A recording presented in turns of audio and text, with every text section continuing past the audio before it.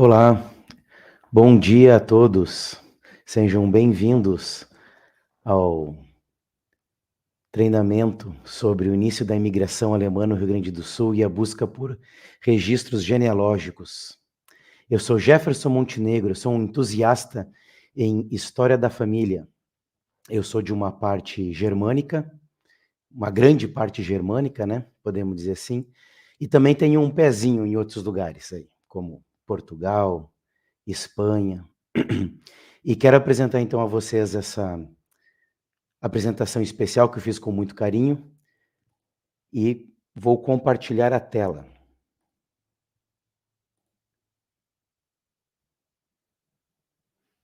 Eu acho que está sendo transmitido.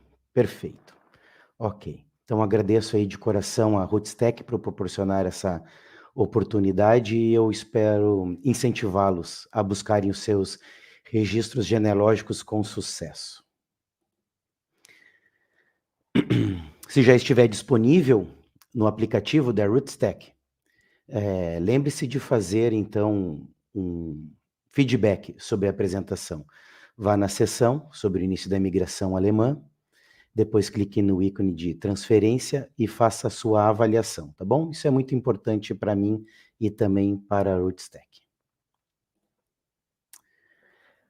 Caso queiram trocar uma ideia, principalmente aí para me ajudar na minha própria história da família, por favor, tem o meu e-mail aí para entrar em contato e também o meu Facebook. Bom, gente, antes de mais nada, todos nós, como bons genealogistas, temos que falar sobre a nossa pesquisa, né? Primeiro vamos fazer propaganda dos nossos sobrenomes que nós pesquisamos, né?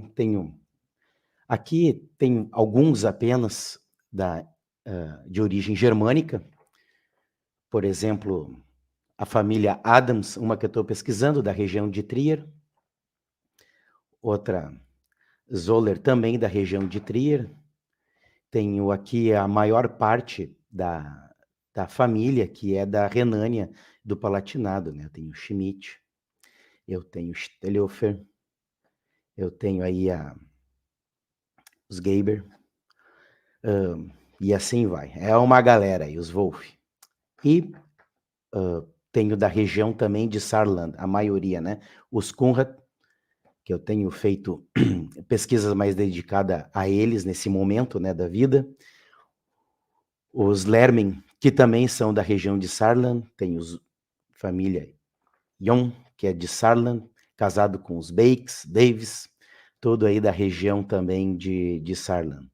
Saueressig, vou iniciar minhas pesquisas agora nos próximos meses, então, do Hunsrück. E assim vai, né? Tenho alguns aí que são da região de Posen, como a família Koch, por exemplo, os Petri, da região de Birkenfeld também os Wolf, de Kusel, e assim vai. Só para ter uma ideia, tá bom? E família Otto, ainda não consegui iniciar minhas pesquisas, parei em Santa Cruz do Sul e quero expandir, tá bom? Então, só alguns sobrenomes aí até minha sexta geração, das quais eu estou realizando a pesquisa. Bom, este ano é um ano muito especial. Esse ano são 200 anos da comemoração, então, aí da imigração alemã no Rio Grande do Sul, né? Então, tirei aqui uma pequena informação do site da cultura.rs.gov.br, que o próprio governo do estado do Rio Grande do Sul está fazendo uma propaganda para a comemoração, né, do bicentenário. Vai ter uma extensa programação ocorrendo em diversos municípios a partir de março até o final do ano aqui no Rio Grande do Sul. Por exemplo, em Lajeado, então, nós teremos a 7ª Summerfest, inclusive amanhã, né? Trata-se de uma festa de celebração de cultura alemã por meio de uma combinação de gastronomia, música, danças folclóricas típicas. Vamos ter em Ivoti a 17ª Feira do Mel, rosca e nata, uma delícia, vale muito a pena ir para lá. Tem casas em Schemmel, muito bonito assim a preservação do parque, né? E o evento oferece uma ampla gastronomia também são 2 finais de semana assim que ocorre, né? Vale a pena ir até lá. É gratuito. São Leopoldo, nós vamos ter, então, o Seminário Internacional de História das Migrações no contexto dos 200 anos da migração alemã para o Brasil, promovido pelo Instituto Histórico de São Leopoldo. Acho que, assim, vale a pena. Tem muitas outras programações. Entra no site ali, eu botei no cantinho aqui embaixo, ó, para vocês entrarem e verem as programações e como é que vocês podem se adequar, tá bom? Então, o ano de 2024 é o ano do bicentenário da imigração alemã no Brasil. E terá como ponto alto o dia 25 de julho, claro, que é nessa data, então há 200 anos atrás, 1824, chegava então a São Leopoldo os primeiros imigrantes de língua alemã. E a partir daí, o Rio Grande e o Brasil receberam levas numerosas de imigrantes que ajudaram a forjar nosso estado e nosso país. Quero começar a apresentação aqui falando para você que motivou, então, a imigração germânica, né? A imigração, ela é, assim, geralmente resultante de vários fatores que impelem pessoas a deixarem sua pátria, né? Para poder tentar uma vida melhor em outro lugar, né? Isso aí sempre ocorreu, está ocorrendo e continua, e vai continuar ocorrendo no mundo, né? Quais são algumas, então, dessas motivações, né, desse pessoal? Guerras, fomes, colheitas desastrosas. Então, as guerras napoleônicas, elas duraram ali de 1791 até 1815. Elas trouxeram mortandade, desgraças, sacrifícios econômicos, né? Tivemos o inverno da fome entre 1816 e 1817, que também induziu assim a primeira migração suíço-alemã aqui para o Brasil, né? Em 1818, que se estabeleceram ali em Nova Friburgo. Nós também temos aqui, né, sobre o crescimento demográfico. Então, durante a ocupação francesa, isso aqui é interessante, né? Napoleão exigiu por lei a vacinação contra a varíola. E isso fez com que diminuísse a mortandade infantil. E, claro, isso teve, então, um aumento, assim, da população, bem como toda a Europa, né? Pelas práticas de higiene, por causa disso, né? Então, o padrão de vida, ele aumentou na Alemanha, né? Imagina, pelos estudos, mais ou menos 180 milhões de pessoas vivendo na Europa, isso em 1800, mais ou menos 180 milhões. E no ano de 2000 tem uma estatística que está em 750 milhões. Então, e a Alemanha, a gente sabe, eu vou mostrar no próximo mapa, ela é fragmentada em 40 estados independentes, né? E a imigração era a válvula necessária para que pudesse diminuir esse excesso populacional, né? Então, imagina, só na Alemanha mais de 10 milhões migraram para outros países. 310 mil aí foram para o Brasil, tá? Entre 1818 e até pouco tempo atrás, aí, em 1970. A outra causa da imigração germânica é a abolição da posse feudal, né? E a fragmentação, então, dos minifúndios. Com a abolição do sistema feudal, os antigos servos tinham que ceder ao senhor uma parte do imóvel, né? E a maioria dos camponeses não conseguiam mais possuir uma porção de terra suficiente para eles poderem subsistir, sobreviver, né? Então, ao longo do tempo, ia chegando ao estado de minifúndio, devido ao fracionamento de terra, de espólios, né? Assim, de herança. E o que se podia fazer, né? Se um camponês não podia dar herança aos filhos, a terra tão fragmentada, né? Então, e também que muitos queriam ser também, além de lavradores, serem artesãos, terem outras atividades, né? A Revolução Industrial já tinha chegado aí, né? Era um baita de um problema. Gosto muito desse outro item, que é sobre a crise da indústria de lapidação, né? Que na região de Dar e Oberstein, as reservas de pedras preciosas, semi-preciosas, elas estavam se esgotando. E a maioria foi para os Estados Unidos, e algumas famílias vieram aqui para o Rio Grande do Sul, ali no Rio Jacuí, e, né, por causa das jazidas. Inclusive, depois, essas pedras eram enviadas de volta para lá, para eles poderem fazer, então, a transformação, né? E as crises dos pequenos altos fornos, muito relacionado aqui com os meus ancestrais. Então, por razões de economia e racionalização, esses pequenos altos fornos foram deslocados para a região do Sarre, que é onde eu tenho os meus ancestrais aí, uma boa parte. É onde tinha carvão de pedra, né, o carvão mineral, então era indispensável para a transformação mais rentável do minério, né? Então, inúmeras famílias ficaram desempregadas e precisariam, então, migrar para o Sarre, ou então se aventurar aí em outro país, né? A questão da modificação também da economia florestal, com a abolição do sistema feudal, os camponeses já não mais transitavam com seus gados, porcos e outros animais para se alimentarem nos bosques e florestas, né?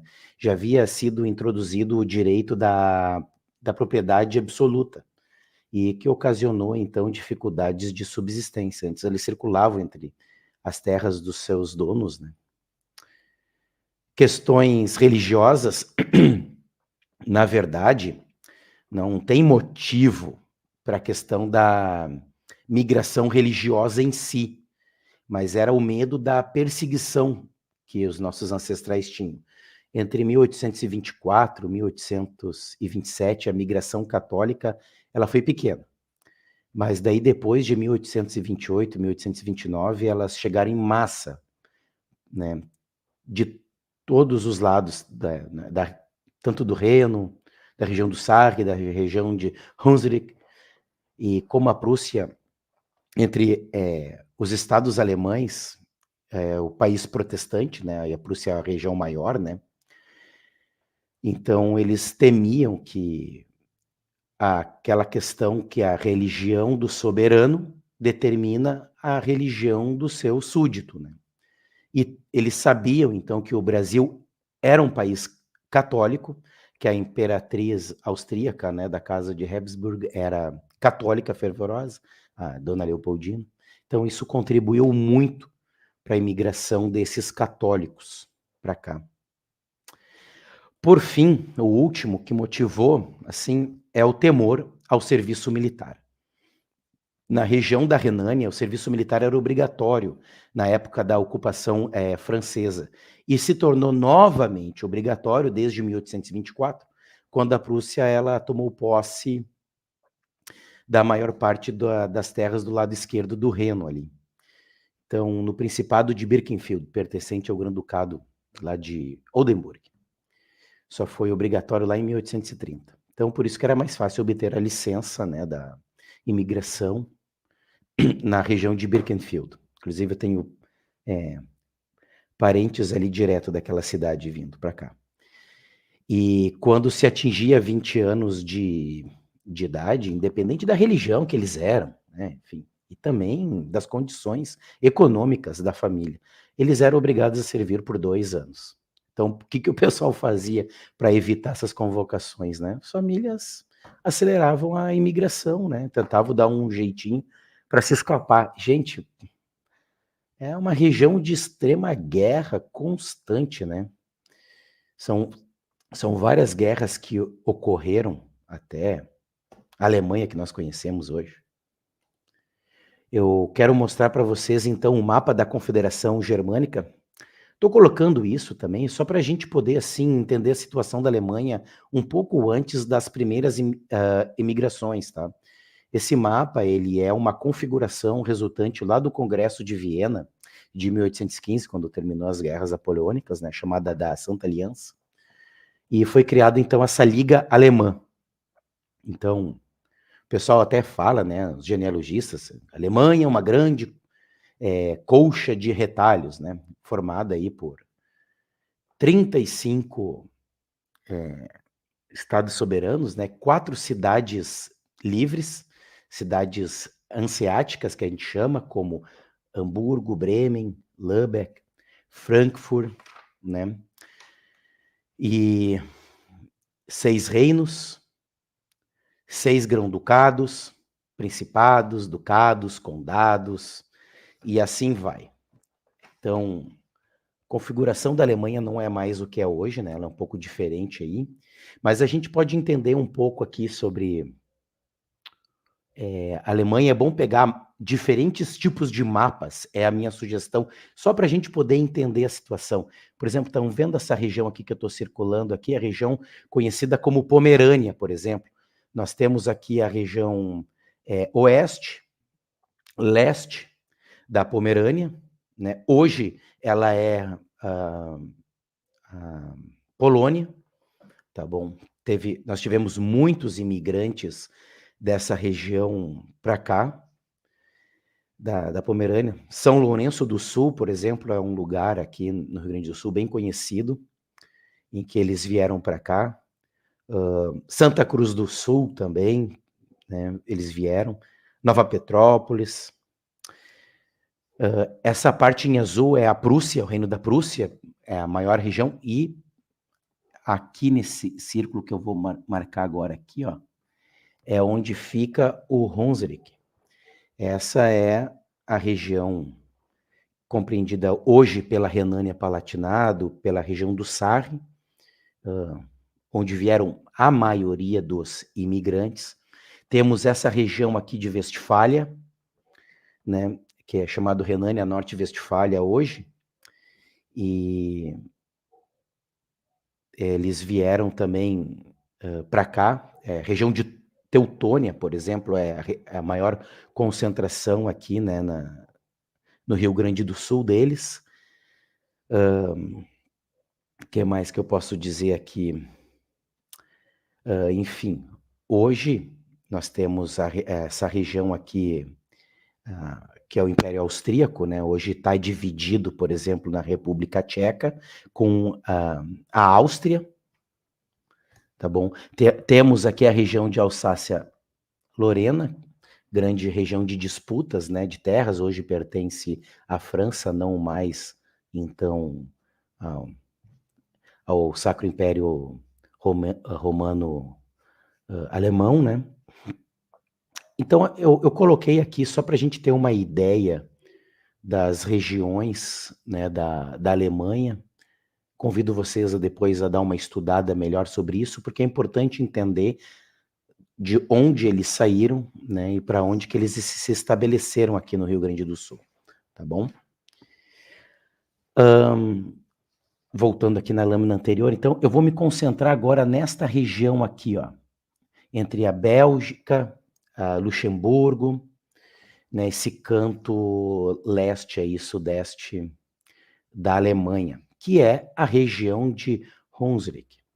Então, o Hunsrück é uma serra de montanhas baixas localizada no estado da Renânia-Palatinado hoje, né, pertencente antes à Prússia, e no sudoeste da Alemanha. É cercado por vales do rio Moselle, aqui nós temos o rio Moselle, essa região aqui, ao norte, né, o rio Nai ao sul, né, essa aqui, ó. Nós temos o Reno, essa parte aqui, e ao sul, né, temos o rio Sar, o sudoeste aqui. Então, essa é a parte do Hunsrück. Então, é a região alemã que mais teve imigrantes, né, que vieram aqui para o Rio Grande do Sul. Temos uma famosa cidade de Trier, que foi capital, né, da Gália, inclusive, residência oficial do imperador Constantino. Eu tenho ancestrais ali, sou descendente de reis, não herdei nada hoje, mas enfim. Temos a cidade de Koblenz, né? Muitos partiram do porto de Hamburgo pelo rio Reno, né? e subiram. Certo. Então, quis situar para vocês um pouco sobre a Alemanha. O objetivo não é falar da Alemanha, sim, enfim, é sobre o Rio Grande do Sul. Mas é importante nós sabermos o que acontecia nesta época aqui no Brasil. É lindo a história, vale a pena dar uma estudada sobre o que estava acontecendo no Brasil na época. Então, a gente sabe muito bem que em 1808, nós temos a vinda de Dom João VI ao Brasil, né? Fugindo da invasão napoleônica que estava para ter lá em Portugal. E no início desse mesmo ano, eles vindo para cá, nós temos uma carta régia, emitida em 28 de janeiro de 1808, que propicia a abertura dos portos no Brasil, né? E por que isso é tão relevante assim, né? A questão da abertura dos portos.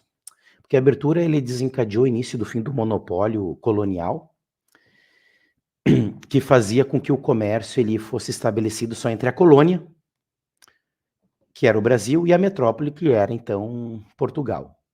E, portanto, agora nações amigas de Portugal, como a Inglaterra, a mais interessada aí, né, poderia comercializar os seus produtos.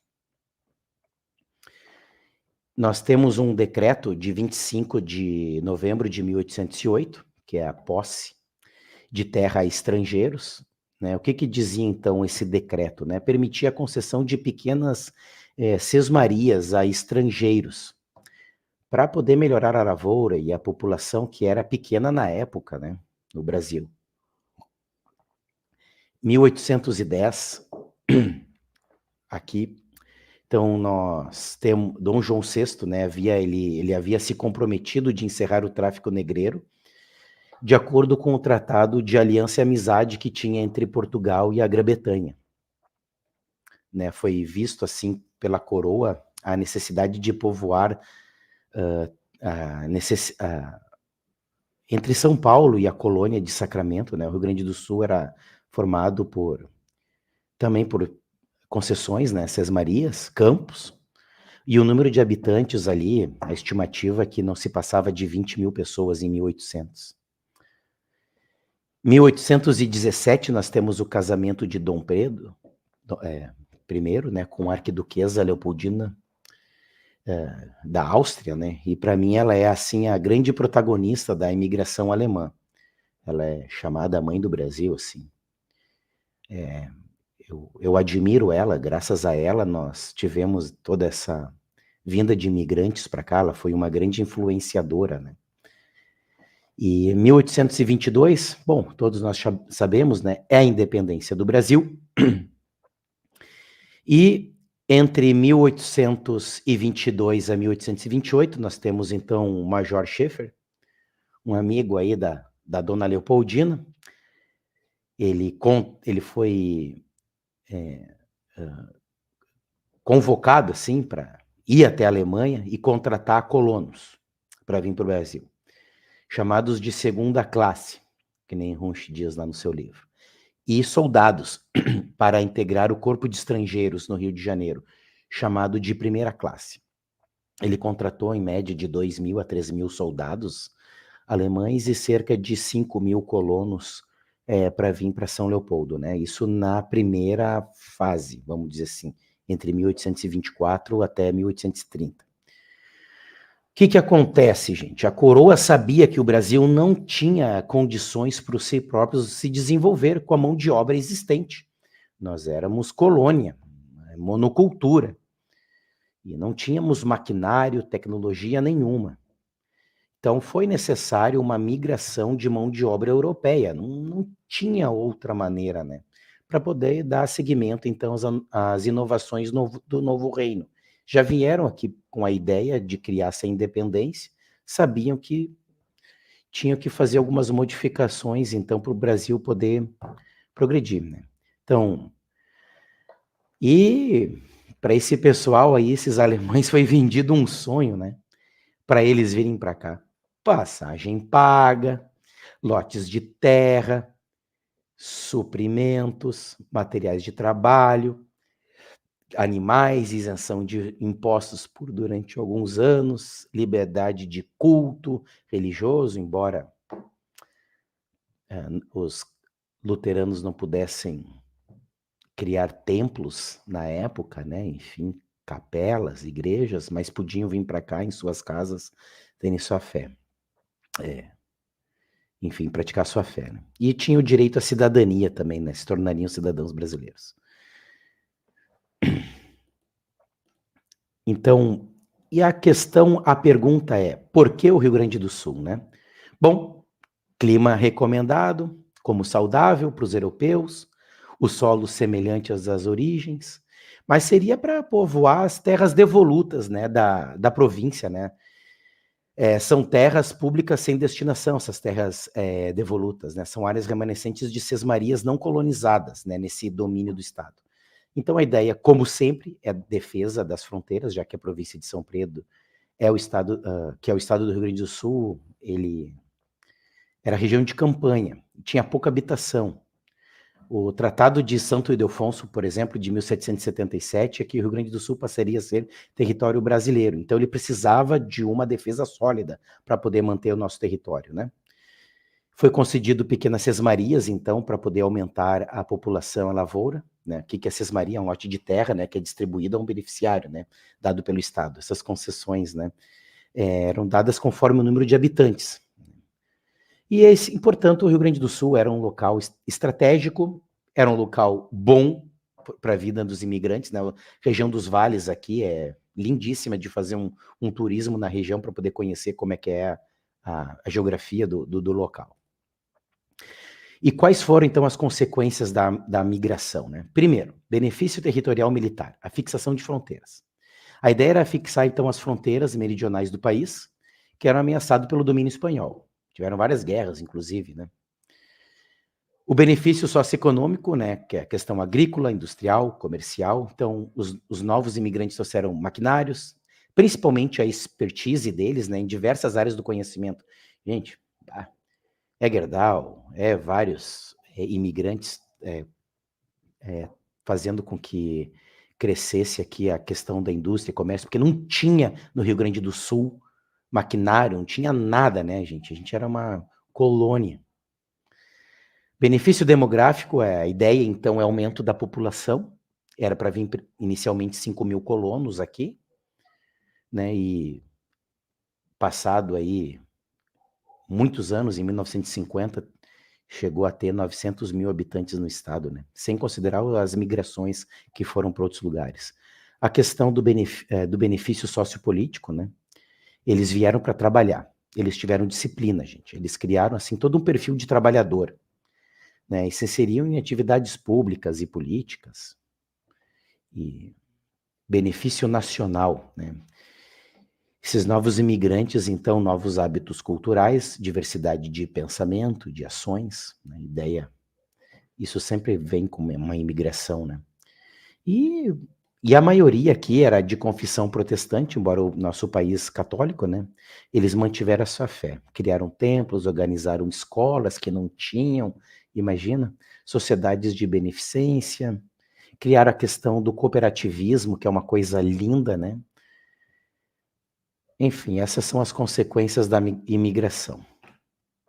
Então, eu separei aqui a primeira fase da imigração alemã no Rio Grande do Sul. Podemos dizer assim que 25 de julho de 1824, então daqui a alguns meses, comemoramos esses 200 anos do bicentenário, chegam os primeiros imigrantes a São Leopoldo. Pelo Rio dos Sinos, subiram e chegaram até aqui. Na verdade, em 18 de julho, né, eles chegaram. Mas eles atracaram ali em Porto Alegre, no navio Anne Louise, com 39 pessoas. A maioria era evangélico, tá? 6 eram apenas católicos. 1824 a 1826, então nós temos eles vindo do porto de Hamburgo, onde Schaeffer atuava, depois o Major Schaeffer atuou ali, oriundos do Bremen. O que Schaeffer fez, né? Ele foi nos Principados, não é? Ele tentou angariar, alguns eram contra, né? Mas ele conseguiu trazer essa galera aí que aceitaram vir para cá. Nós tivemos a Guerra da Cisplatina entre 1825 e 1828. Imagina, os nossos imigrantes saíram da Alemanha com a ideia de que não queriam mais guerra, a promessa de que aqui é um lugar tranquilo, chegam aqui, já tem a Guerra da Cisplatina. Né? Então, alguns soldados, colonos alemães, eles foram convocados para batalhar contra os soldados, né, pela disputa da Banda Oriental, que hoje é conhecido como República Oriental do Uruguai. A guerra termina em 1828, com o tratado. Nós temos em 1830 a Lei do Orçamento. Essa lei aqui faz com que a imigração estrangeira pare. Ela é cortada, Dom Pedro I, ele é pressionado pelos latifundiários, né? É sempre assim, né? Que viam no trabalho livre dos imigrantes, né, uma ameaça para o sistema escravagista. Embora em 1810 tivesse o tratado, né, que também parasse com a imigração, com o comércio escravagista, ainda vinha, né, muitos navios. Só lá em 1850 que a coisa para mesmo do trabalho escravagista, né, do tráfico. A imigração, então, ela é paralisada em 1830. Em 1834, nós temos, então, o incentivo às províncias para promover a imigração e a colonização. Mas trabalhar em quais terras? Se as terras devolutas eram todas do governo central, né? Enfim, como é que eles iam dar mais lotes de terra se os lotes já estavam todos eles distribuídos, né? Mas teve uma paralisação também aqui da imigração. 1830, 1845, nós temos a nossa Revolução Farroupilha aqui, então, devido à Lei do Orçamento, estava suspenso a entrada de novos imigrantes, né? Tínhamos imigrantes que nem sabiam de que lado lutar. Se do lado dos imperiais ou do lado dos farrapos liderados, então, por Bento Gonçalves. Né? Terminada a guerra, 1848, então nós temos essa Lei Geral, 514, que concede, então, às províncias, como do Rio Grande do Sul, essas 36 léguas quadradas de terras devolutas. Então, o propósito era, novamente, a colonização. Começou a vir de novo, vou mostrar na próxima apresentação, as colônias, né? E eram depois vendidas, né, sobre posterior indenização, né? As primeiras eram doadas, né? Imagina, tiveram que vir para cá e ainda tem que pagar a terra. A primeira fase da imigração alemã, 1824 a 1853, nós temos aqui, por exemplo, São Leopoldo, 1824, temos São João das Missões, em 1825, atual ali, região de Entre Juiz, né? Mas fracassou assim, porque daí a dispersão dos colonos ali acabou não dando certo. E nós temos, por exemplo, aqui São Pedro das Torres, 1826, hoje conhecida por Dom Pedro de Alcântara. Por quê? Porque essa região aqui, região do litoral, onde nós temos uma parte da imigração alemã também, bem no início ali. Mundo Novo, por exemplo, aqui ó, no item 7 aqui, hoje é região ali assim de Taquara, Igrejinha, Três Coroas, mais ou menos. Enfim, aqui temos as outras regiões, tá bom? Eu tenho a região de Feliz, aqui onde é a família Conrad, né, os meus ancestrais, que vieram em 1863, mas já tinha a colônia ali já estabelecida. Nós temos a segunda fase já da migração alemã, coloquei assim entre 1857 a 1890. Ela é composta por pessoas destinadas a ocuparem novas terras resultantes aí dessas 36 léguas de terras devolutas que o governo deu à província. E também aqui começa uma nova fase, já que não são mais terras imperiais e como é já de particulares, que tipo fazer o loteamento como a gente tem hoje, né? E também não há mais espaço nas primeiras terras, né? E também precisamos levar em consideração o aumento populacional da primeira imigração. Então a gente já tem aí uma segunda geração vindo, além dos novos imigrantes, que é onde eu me enquadro aí na maioria dos meus, vindos todos da região de Hunsrück. Então eu coloquei aqui alguns lugares, algumas colônias, né? Por exemplo, aqui Maratá, ali perto de Montenegro, né? Temos aqui no 20 Santa Maria da Soledade, que é a atual região Carlos Barbosa ali. Deixa eu pegar uma aqui. Santo Ângelo, por exemplo. Só que Santo Ângelo não é a cidade de Santo Ângelo, tá, gente? Santo Ângelo é a Cachoeira do Sul, Agudo, a Restinga Seca, mais ou menos aquela região ali, né? Tem, deixa eu pegar aqui outro aqui, São Lourenço, por exemplo, São Lourenço, bem importante, colonizada pelo alemão Heinges, hoje São Lourenço do Sul, pessoal da Westfália, né? Muitos de lá.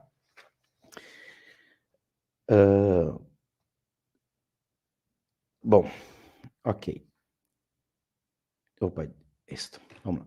Continuando aqui. E aqui continua, né? Lembrando que os nomes se referem, então, às colônias, e alguma delas é o nome da própria cidade, tá bom? Como Rolante ali, por exemplo. Aqui. E, então, sugiro vocês dar um Google para pesquisar e saber qual que é o nome correto aqui. Não tem como passar todos. E a terceira fase da imigração alemã, já de 1890 para cá, essa é a chamada terceira onda migratória, em que inicia as primeiras colônias mistas entre imigrantes alemães, italianos, poloneses e assim vai. Então, nessa fase, as terras devolutas elas são vendidas a companhias particulares e elas revendem aos imigrantes. Então, porque nós temos, assim, novos imigrantes, descendentes de imigrantes que vão ocupar o norte do estado, né? Oeste de Santa Catarina, Paraná, e tem uma onda migratória muito grande. Por exemplo, aqui, ó, nós sabemos que aqui em São Leopoldo inicia a colonização alemã em 1824, mas nós temos uma expansão para outras regiões do estado, principalmente nessa região aqui dos vales. Também nós temos aqui para o norte, que é onde eles começam a migrar, então, para a região norte do estado. E depois aqui também já começa a ter as colônias chamadas mistas, né? Peguei esse mapa aqui que achei bem interessante aqui, mostrando a região, então, da imigração alemã. Aqui são dos italianos e, claro, Ijuí aqui, uma colônia multiétnica, mas que recebe, então, italianos, alemães, poloneses, né? São de diversas nacionalidades que vão ocupar, então, toda a região norte, certo? E também esses descendentes de imigrantes acabam migrando para cá, né? Coloquei aqui a procedência de alguns grupos alemães. Tem livros de genealogistas que detalham melhor, por exemplo, os teutos do Volga, que são os russos alemães que vieram para a região de Curitiba, ali, Paraná. O pessoal de São Leopoldo, da região de Hunsrück, Saxônia, Württemberg. Em Santa Cruz, da Renânia, Pomerânia.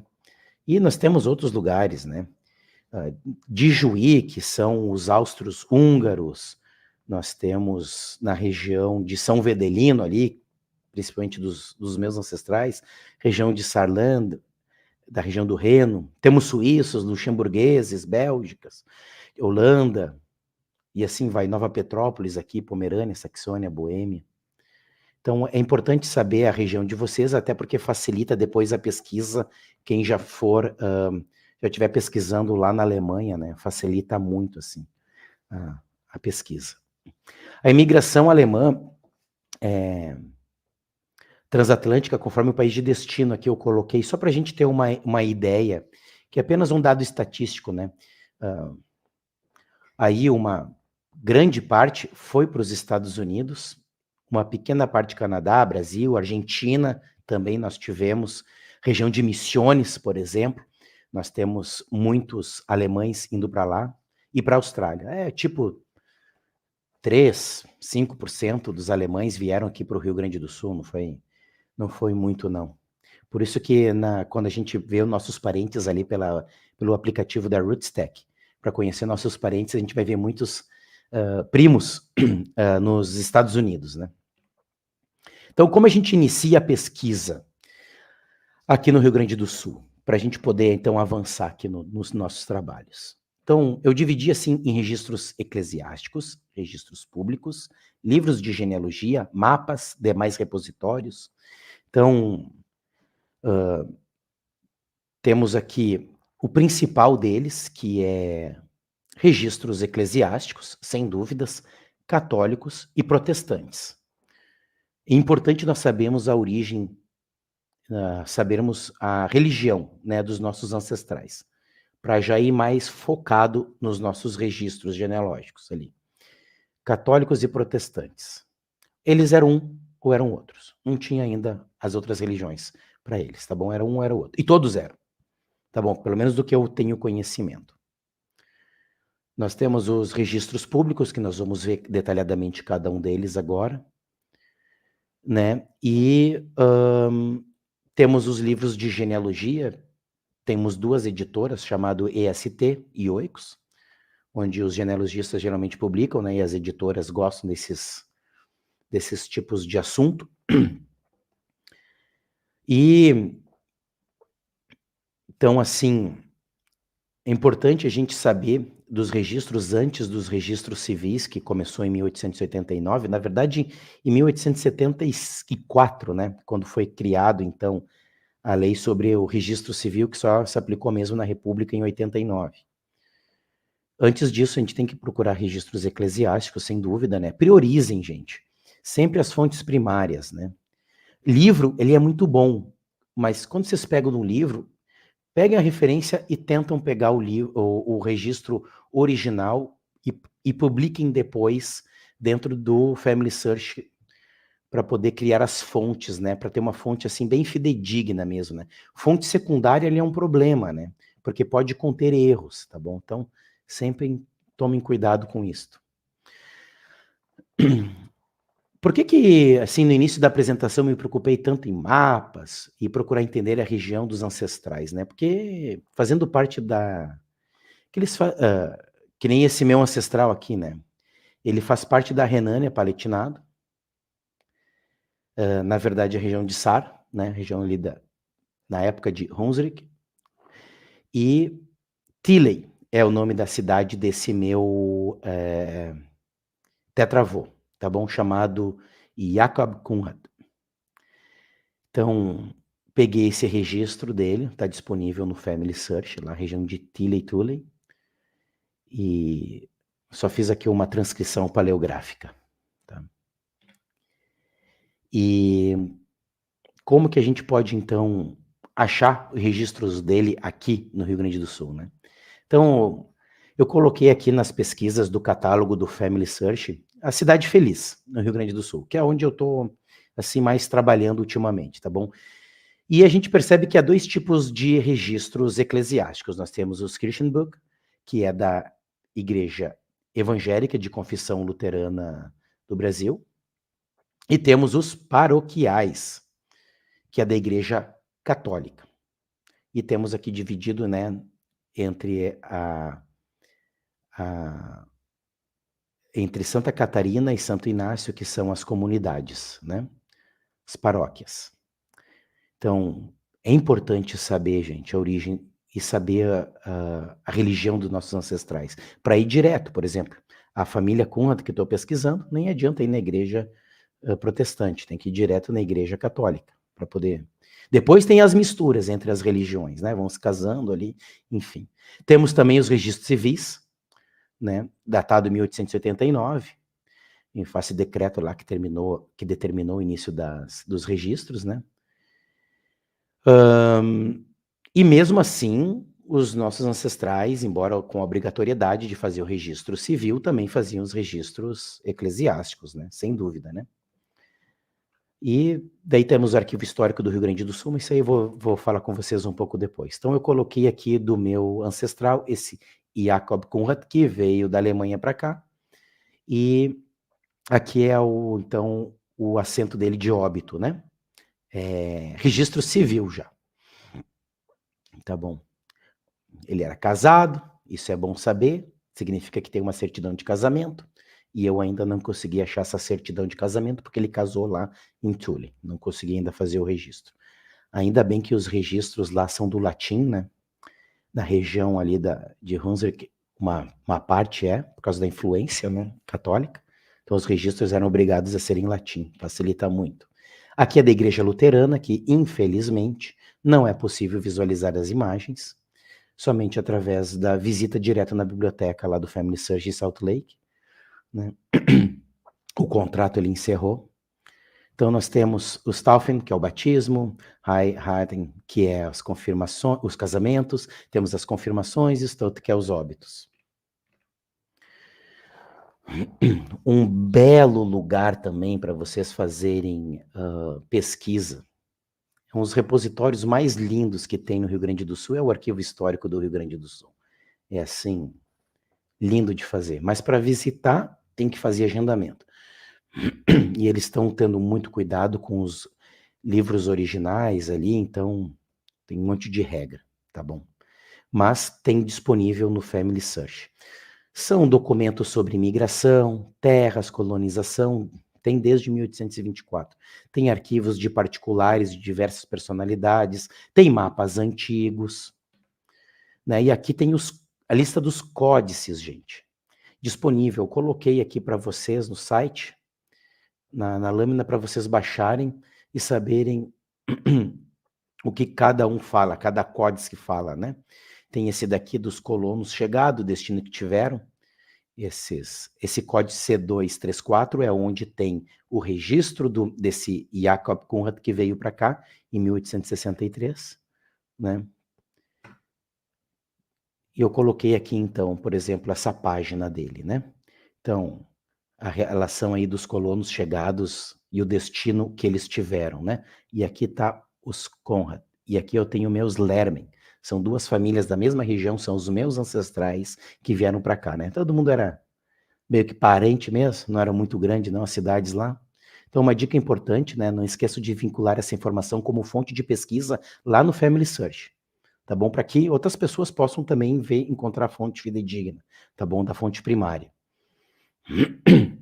Eu digitei arquivo histórico no Family Search, então dá para ver que tem de diversas cidades as informações. Temos terras públicas de 1848 a 1891, registros de colonos, hospedarias, naturalização. Ah, é fantástico o trabalho. Tudo digitalizado à disposição para nós. Outro local para pesquisa, o Arquivo Público do Estado do Rio Grande do Sul.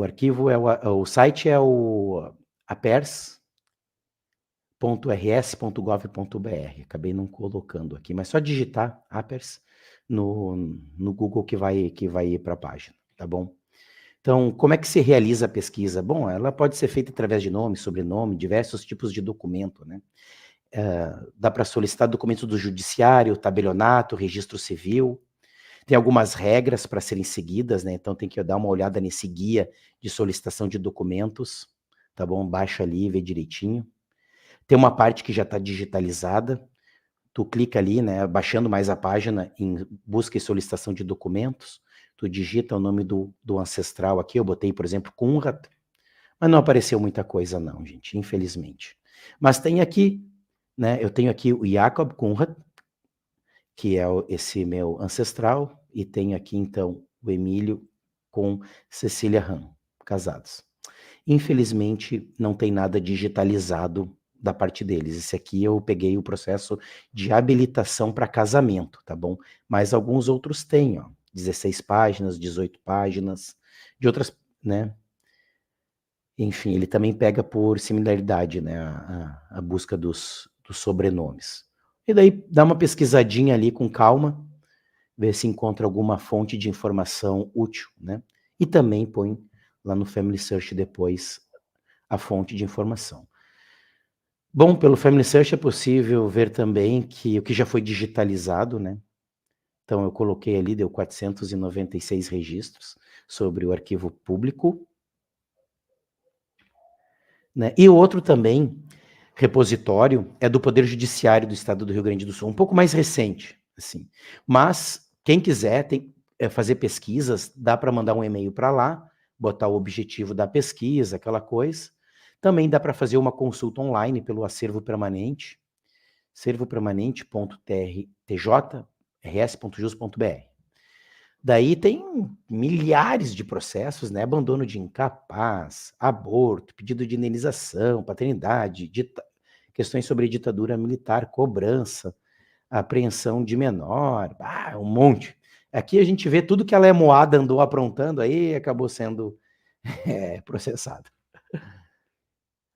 Livros, gente, livros. É interessante buscar informações sobre livros. Nós temos duas grandes editoras, né? A EST e a Oikos. Tem um site chamado genealogiars.com.br. Eles vendem bons livros de família, tá bom? Lá eles procuram reunir toda a questão da genealogia alemã. É bem interessante. Tenho esse aqui de Hernani Hag, que foi até a Alemanha, no Porto, fez uma extração lá em Hamburgo das saídas deles. Eu tenho essa informação aqui. Esse daqui já é da EST, esse de baixo, detalhando mais informações sobre os povoadores do Rio Grande do Sul, né? Bah, algo lindo para se trabalhar, né? Eu achei na internet esse site, colônias de Heuser.pro.br, o nome dele é Carlos, né? Ele fez o mapa das primeiras colônias alemãs no Rio Grande do Sul. Ele vetorizou, gente. Ele pegou os mapas originais da época, né, de São Leopoldo, da colônia de São Leopoldo, aqui, essa aqui, colônia de São Leopoldo, aqui, ó, a colônia de Santa Cruz do Sul, chamada colônia Santa Cruz, a colônia aqui de Agudo, né, que é Santo Ângelo, e ele pegou o mapa original e botou em cima do atual. Lindo de ver, assim. Tem aqui, ó, a região da Picada Feliz, que é os meus ancestrais, por exemplo, onde já é a segunda fase, né? Dos imigrantes. Aqui tem os lotes de terra e a quem foi destinado, não tem todos.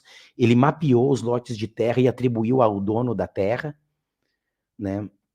Ainda tem um trabalho a ser feito. E ele convida, assim, as pessoas que conseguir identificar o seu lote, entrar em contato com ele para poder alimentar o banco de dados, tá bom? Outro banco de dados, por exemplo, eu peguei esse aqui, ó, do Breno Lerman, sobre os obituários em jornal. Tem aqui, ó, o Jacob Kunrad, esse que é o meu ancestral de referência, né? Tem aí o obituário dele, gente. Todenseigen und Dankensungen. Enfim, é o obituário, né? Outro muito lindo são as criações Butsky. E aqui fala sobre evolução administrativa, com o recenseamento aí de 1920. Tu digita o sobrenome, ele faz uma busca. Opa, esse daqui, desculpa. Né? Tem a evolução administrativa da cidade, que tem, ele mostra também por vetorização a evolução dos municípios e seu desdobramento. Temos a questão aqui dos imigrantes, ainda muito incipiente, né? Mas, assim, toda informação é bem-vinda. Tem dados sobre os imigrantes, ano de nascimento, partida, porto, origem, data de chegada. E a calculadora de datas, né? Tem aqui o RS Filmes Filtrator, que é uma colaboração que é possível buscar registros do Family Search diretamente sobre o mapa do estado. Bem bonito isso. Botei aqui uma tabela de equivalência sobre sobrenomes, né? Só peguei aqui alguns como exemplo de alguns da família, né? A qual eu tenho relação, por exemplo, né? Os Conrad, os Bruxel, e as suas variações. Tomar cuidado, gente, com as variações. Não sejam tão criteriosos ao buscar, né? Ainda mais que quando eles vieram para cá, o padre não ouvia direito e colocava o sobrenome de maneira errada, tá?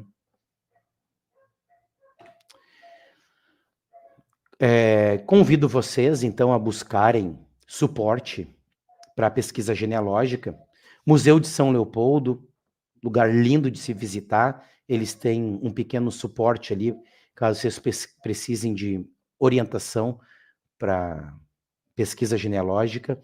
Temos vários grupos de Facebook, botei só um, que é o Genealogia RS, tem vários genealogistas bem expert, tu coloca ali uma dúvida que tu tem, o pessoal responde, são bem colaborativos.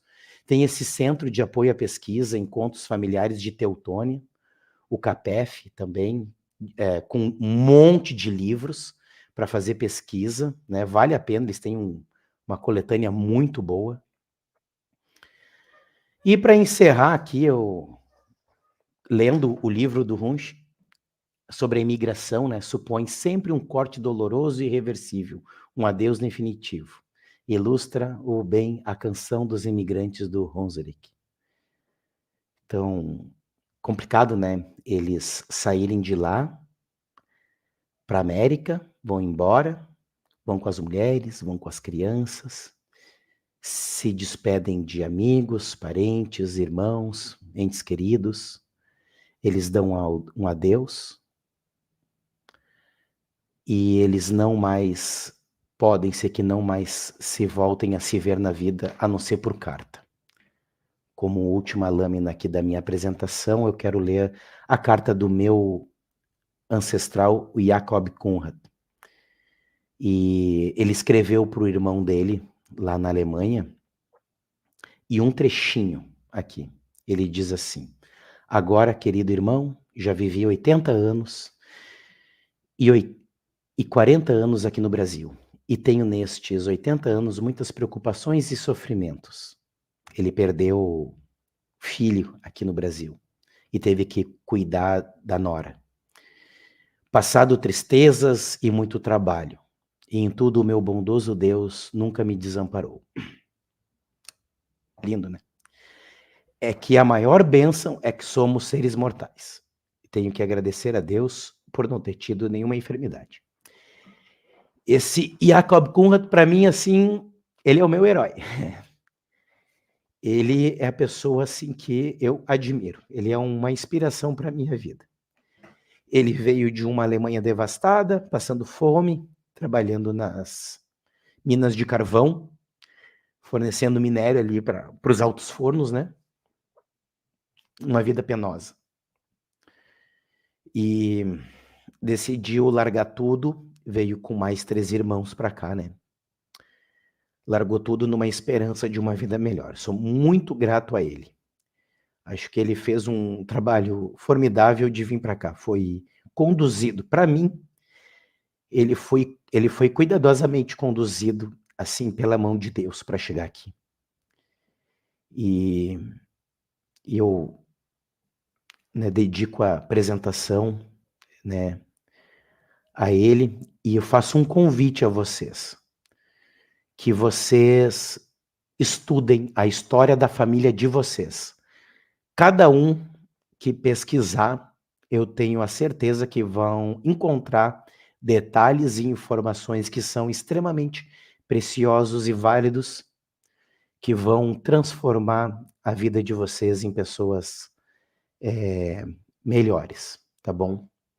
Então, boa pesquisa a todos, que vocês tenham sucesso ao encontrar os seus ancestrais da região da Alemanha. Eu espero poder ter colaborado de alguma forma a abrir o horizonte para vocês, tá bom?